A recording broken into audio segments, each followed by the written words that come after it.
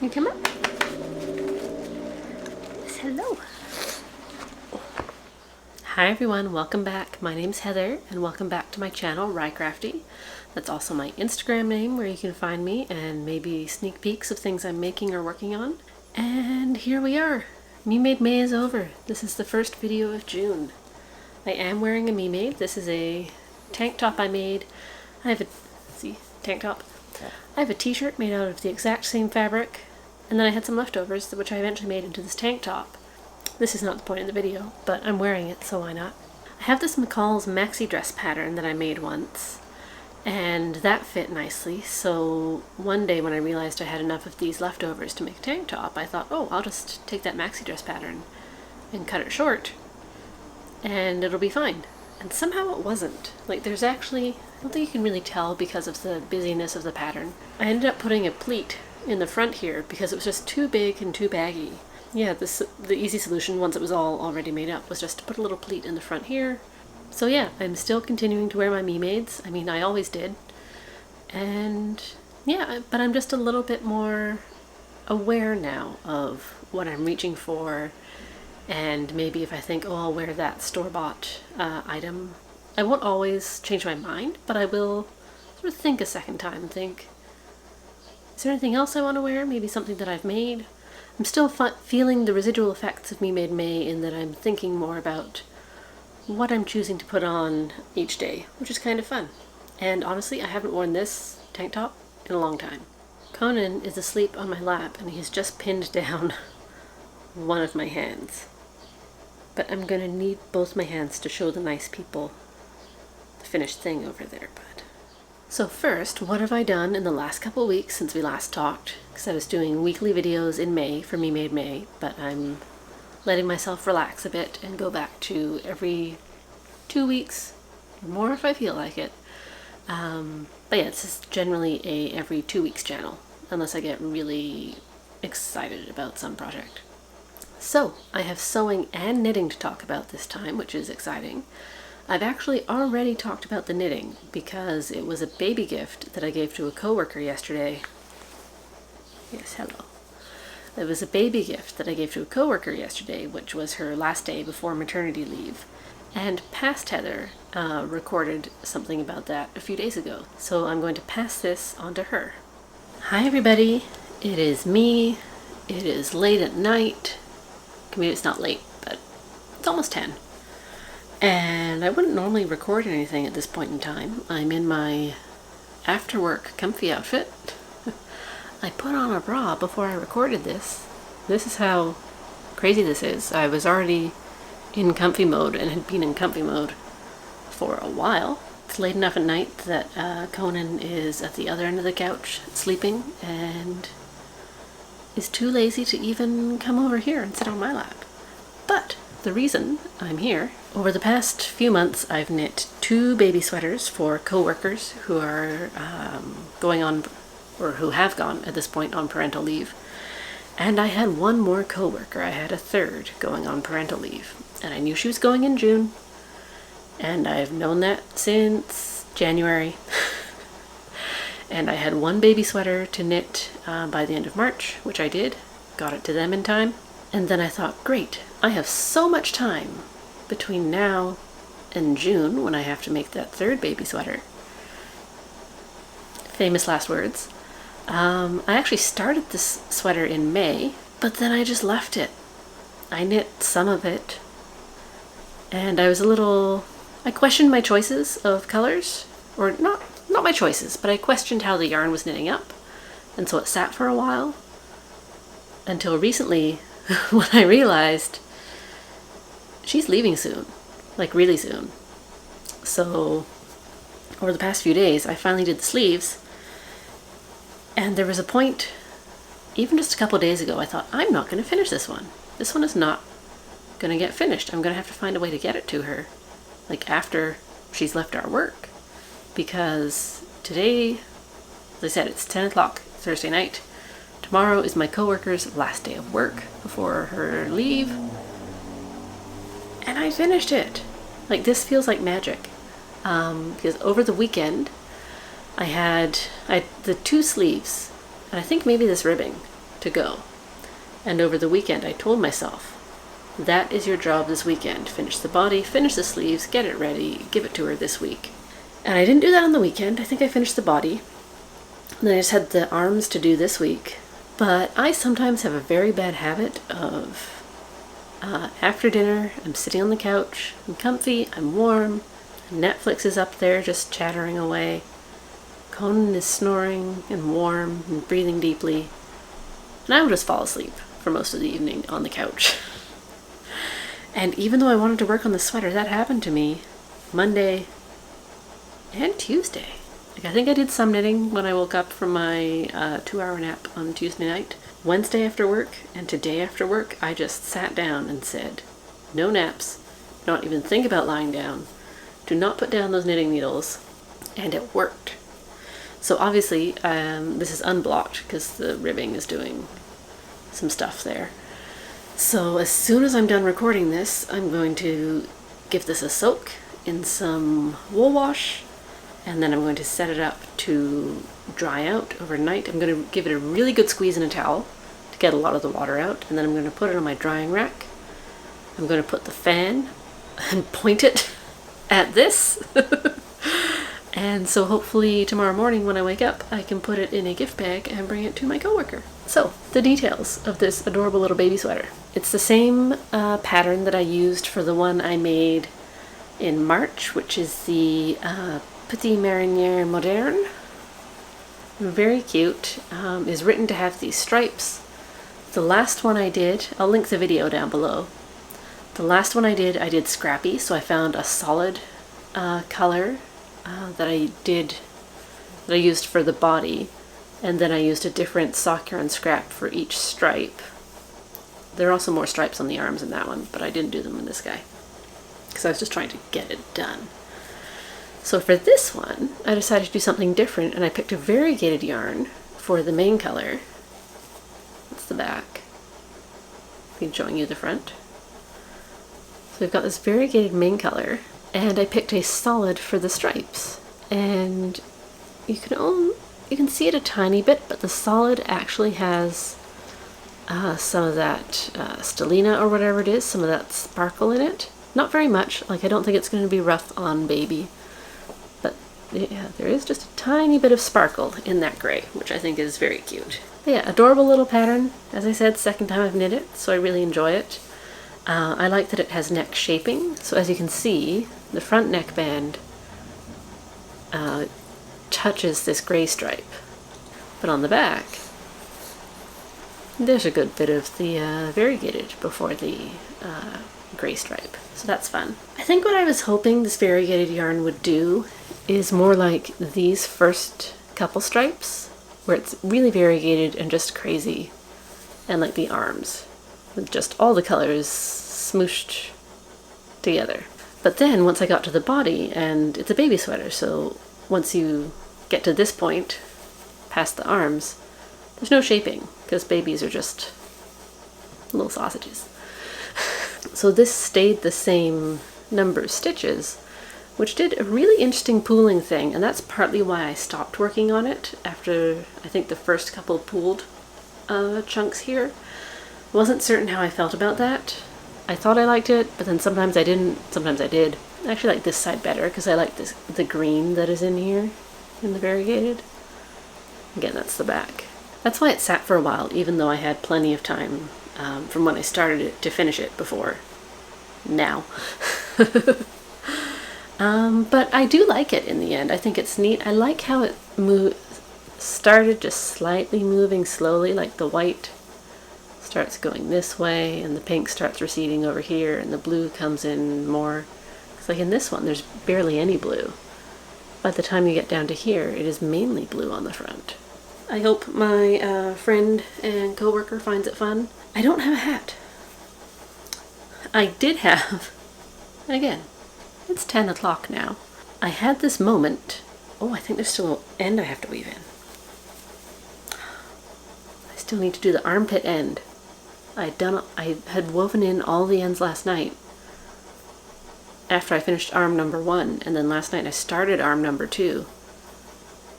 And I just finished it and wove in the cuff end, but So glad I remembered that armpit one. Okay, sew that in, then bath. What was I saying? Oh yeah, I did have this crazy thought when I finished the sweater, maybe like half an hour ago, about 9:30. I looked at the ball of yarn I had left, and I thought, I mean, that's more than enough for a baby hat. And then I thought, if I started a baby hat now, when would I finish? And I cast on about 20 stitches, and then I thought, no, that's an insane idea. You're lucky you got the sweater finished in time. A baby can do without a matching hat. It will be okay. I might have a non-matching hat. I used to have a little box of baby hats to give out. But the yarn. So this yarn, the main body yarn, is Merino sock yarn by the company Perchance to Knit. And this colorway is called Fleur. And it's a nice sort of blue, pink, green, and white. Mainly, I would say blue and pink, and the green and white blobs on the blobs of color are smaller. And then, obviously I've got a lot more left of this, and you can see the sparkle better. This is by Yarn Hollow. It's their elemental base, and it's called Moroccan Blue. And I looked up all my Ravelry stuff just now, and I realized I bought this yarn at the Sock Summit in 2009. 14 years ago? This yarn has been in my stash for 14 years. I didn't note down where I purchased this. Actually, I don't think this was a purchase. I think this might have been either a gift or a trade. It might have been a trade at one of the SSKs, which is a knitting gathering in Nashville. Wherever I got it from, it hasn't been in the stash as long as this. It's still been in the stash for a while. But yeah, so in the end, I was very happy with the choices I made, even if I doubted myself in the middle. I never know. Are babies this big? Is this a big baby? Is this a small baby? It is obviously summer here right now, June, and so I did pick to make the 6-month size rather than the smaller size, because baby won't need a sweater now. So hopefully this is the right size for like a 6-month-old in December. Hopefully it'll fit her then. But yeah, very excited to give that. Let's cross our fingers that it dries overnight. Hi, it's me again. Found a hat. Doesn't match. I'm pretty certain. No, I am certain. It doesn't matter because this hat is not going to fit the same baby that fits that sweater at the same time. So now I have a hat I can give him my gift. I also have this hat, which is sort of lime green and purples and maybe like maroonish color, but I like this one. It's cute, and they've both got these little stalks on top. This one will fit baby sooner, and I feel like even when it's summer, I see babies wearing hats. And I mean, baby might be indoors, might need a little head warmer, so I'm gonna add that to the package, and then she gets hat and sweater, just like everyone else so far this year. And no one else I know that I'm aware of, is having any more babies this year. So this might be the last baby knit of the year. Here's the hat and sweater together. As I said, they don't match, but that'll go in a gift bag. It'll be nice. That's the other hat. Yeah, I want to give this one. Wow, I did it. Okay, so this is the setup. Hi. You're very confused, aren't you? Yeah, we've got drying rack, which is quite tall. Got a little sweater here. Got the fan here. We're gonna put that there.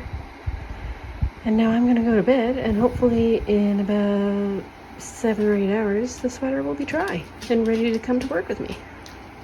What do you think? Is that your tail? Did I get your tail? Is it bedtime? Yes, bedtime. Hi, it's me again, and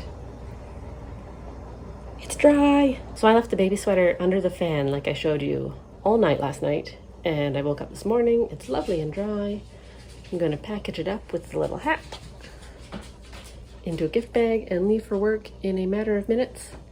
And I also just realized, completely accidental, it matches the shirt I'm wearing. I guess I like these colors. I just made the deadline, but yeah, so happy I finished it. Bye.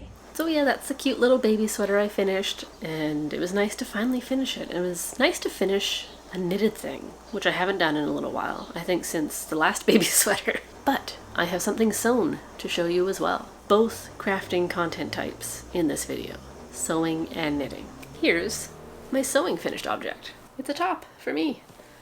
Everything I sew is for me. So this is the Sew Over It Ravello top. I've made one of these before. You saw it, I think, a few times during Me Made May. It's a lime green wrap top that's very cropped, so it stops right at my waist. This is the next version of the pattern because there's, I think, 4 different versions that just slowly get longer and longer. So there's the super cropped one I made. There's this one, which is sort of hip length. And then there's, I think, a knee-length dress and a maxi dress. And honestly, I think I still do want to do one of the maxi dresses because at this point, why not? I love that green top. I wear it as much as I can, considering I only currently have one piece of clothing high-waisted enough to wear with it. So I can wear it to work. Which is why I really wanted to make the hip length version. And so this is linen. I actually bought it at the same time as the lime green. I was going to make a dress. I was going to make a big linen sack dress with 3 different linens, and it's that lime green, this pattern, and then the main color was going to be a solid blue, which matches these flowers, which is actually cut out on my sewing table currently for another project. So giant tricolor linen sack dress got dropped. But I ended up getting 3 garments out of fabric that I'd only planned for 1, which is exciting. So I think I made the size 12. And for both the green one and this one, I managed to squeeze that onto just 1 meter of fabric. This linen was wide, so it was the wider width of fabric you can buy. And it did take a little bit of fiddling around and trying to get it just right on both of them. So the difference between the two, the top, the front, left and right and back are the same, and they go to the waist. The waist seam is here, and on the waist length one, at that point you're installing ties, and then on this one you have this little sort of peplum piece and then a different style of tie. The green one I have does that wrap thing where you end up with a little hole in the side seam and one really long tie, and you pass the long tie through the little hole in the opposite side seam so you can wrap around yourself. So you can wrap totally around yourself. The way this one is constructed, as you can see, instead of long ties being attached right here, the little peplum piece is attached. And then you have these 2 ties that aren't terribly long, and then you just tie these ties on the side, and the ties actually don't go around your body. They just close the top at the edge there. So I found that interesting. I hadn't realized that the shortest version of that top is actually so different than the other versions, because the other 2, the 2 different lengths of dress, and this one, it's all just one set of instructions because you're doing the same thing. It's just longer. This one's a peplum, the other one has a knee-length skirt, the last one has the really, really long skirt. So as you can see, I also put in a little label. I think that's the second thing I've put a label in, and it's so cute because it's funny because I made it, so I don't need to label it. But I can, and it's adorable. The edges of this, actually not, I was going to say the neckline edge, but it's not just the neckline edge, it's the whole darn thing, are done with bias binding.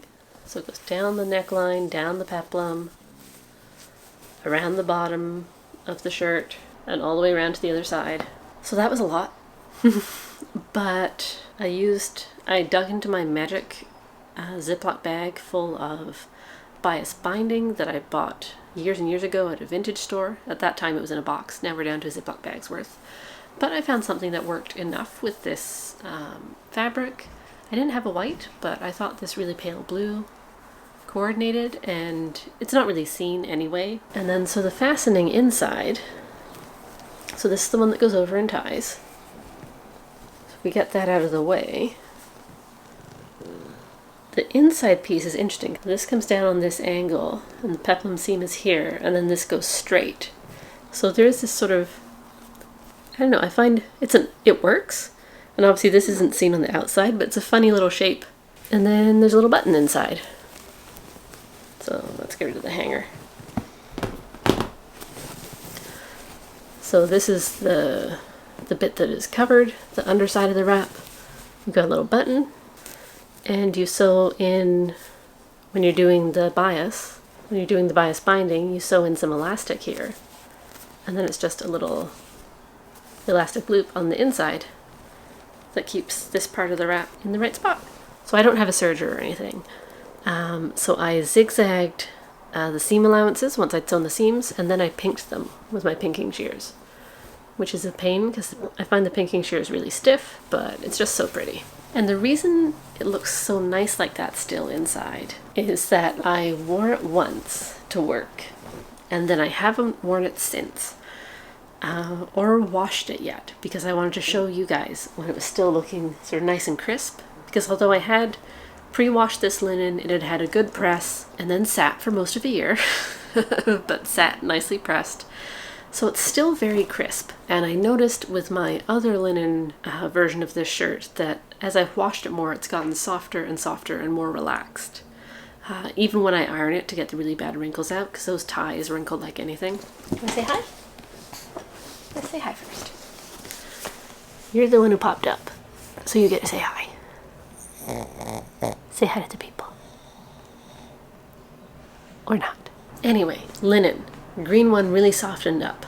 This one is still quite crisp, and I wanted to show it to you while it was still nice and kind of pristine like that. But I'm actually really looking forward to washing it, because when I was wearing it, I did get a weird little sensation that made me think, is this scrubs? Because I think it's something to do with the V-neck and the way it was sitting fairly high when I tied it, and a lot of scrubs have that little V that is a little sort of crossover there, and then the length. But the first thing I thought when I put it on was, oh no, did I accidentally make fancy scrubs? I don't think I did. I think part of that was to do with the fact that, as always, I sew late at night usually on weekdays. So I was trying it on at maybe 10:30, 11 o'clock at night with baggy sweats that I had been wearing, and then put my nice new top on. I think that kind of gave me a weird first vibe of the shirt. I did wear it to work over the next couple days, or of one in the next couple days, and with jeans I felt less like that, but the neckline did seem to sit in a slightly different place than the green one. And they are, as I said, those pieces are the same. It's just the difference in how they tie. But I think that is more to do with how the linen has sort of softened and just drapes differently, because it is, after a few washes, it's just softened. It's just much softer than this is. But I'm quite happy with the sewing. I'm happy with the cuffs on these sleeves, although the squiggle pattern is so loud you don't really see the cuffs the same way you would on a solid. But those are nice. I hand tacked them down with some hand sewing just so they don't unroll, which is a good tip in the pattern. And also the seam allowance, even with trimming down, the seam allowance at the bottom of the sleeve here gets quite thick with all the layers with the sleeve, with the cuff, and it's folded in the sleeve itself. And so they recommend you tack down the seam allowance there, which I did, which is really nice, keeps everything in place. Yeah, I'm looking forward, as I said, looking forward to wearing it after a good wash again. So maybe this week. I think I'll do laundry later today, and then I'll report back later on how it's worn, and if the first thing I think when I put it on is still, I think I'm wearing scrubs. I found a lot of what I've been wanting to make lately is wraps, because I love my LED dress that I talked all about a while ago, and then the next thing I made was this, and then I actually have I have 2 different lengths of viscose that I think would be fun to make one of the longer versions of the dress of this in. Is 3 versions of the same thing too much? Because my main craft for a long time was knitting, I found as a knitter I really didn't want to knit the same thing over and over again. I found that quite boring. Like, I liked the repetitive nature of knitting, because knitting in itself is very repetitive, but working on one knit garment takes so much more time than one sewn garment, that by the time I was done with one sweater pattern, I would think, okay, I need to make something totally different. I do not need to make this pattern again. I'll make a different pattern for the next few months of my life. But with sewing, it's so much faster from the start time until you get the finished garment time. I found I like sewing the same thing over and over again. I mean, not a million of them, but a few. Especially as these are quite different because, as I said, so far I've made 2 lengths in this top, and then they've both been linen. And I think I really want to try it in a viscose, and I have enough viscose for a dress. Okay, and sizing for this pattern. The pattern comes in a bundle of 5, I think, patterns. It's called It's Sew Over It's Summer Dreaming Bundle. I bought the PDF set, and that comes with patterns divided into 2 tiers, I guess. You've got the size 6 through 20, and then the size 18 through 30. And between those 2 size ranges, it fits from a bust 31 inches to 57, waist 24 inches to 50, and hips 24 inches to 60. And that's from the size 6 to the 30. And I made the size 12, which mostly matched my measurements. I think my bust measurement is closer to the size 10, but waist and hip are definitely the size 12. And so that's the size I made for this and the previous one I made. And I like the way it fits. Because the fitted part is on the waist where you're wrapping, that's why I chose to do the larger size rather than, as it's a top, picking my bust measurement because it's mainly covering the bust and not so much of the waist or the hip. But I think it really worked out. It's shaped with, again, on the peplum there's darts, and on the top part there's pleats. This is the back left, so there's a pleat there. There's another one on the other side. Actually, the front of the wrap has pleats in the top and the peplum part, which, if I don't say so myself, lined up very nicely. Although again, with the wacky fabric, I can't really tell. And it's just a nice sort of relaxed feeling, but nice looking piece. Again, I want to show you my bias binding. So that's center back. And then we go down a side to the button. Now we're at the bottom. That was a lot of bias binding. And of course, you stitch it down twice, because first you sew the bias binding to the fabric, then you fold it over and stitch again. I've got lots of fun plans for summer sewing. Maybe I'll go into that in another video. I've got 2 more things cut out on the cutting table right behind you. I think I'm going to sew one of those today. It's actually the blue linen that I bought to go with this. I want to sew into a skirt. It's already cut out. It's been cut out since last year. And then I never sewed it up before it was too cold for linen skirts, and I didn't want to think about it anymore. And I'm excited to do that because I'm hoping, obviously I'll be able to wear it with this, and then I'm hoping the size I cut out will still fit as a high-waisted skirt so I can wear that green top. So I end up with 2 other pieces of clothing that I can wear that green top with. I'd be interested to hear, as knitters or sewers or people who do both, how often do you repeat patterns? Like, do you make the same thing a lot in just lots of different fabrics and lots of types of fabrics because it fits, or do you enjoy trying out new things? Because I would say normally I like trying out different patterns, and like even if something fits great and I like it, I will make other things because I just want to try out new things. Maybe the new thing is even better. Maybe I just want something different. I think it is good to have some tried and true patterns though. So let me know down in the comments below how often you repeat patterns and what makes something a repeat versus a this was great, but I'm going to move on. Okay, thanks everyone so much for watching and listening to me talk about knitting and sewing. If you enjoyed that, if you could subscribe, that would be so great. It's so nice to see everyone joining in, and the comments I've gotten on my Me Made May videos were so fun. And I will see you later. Bye!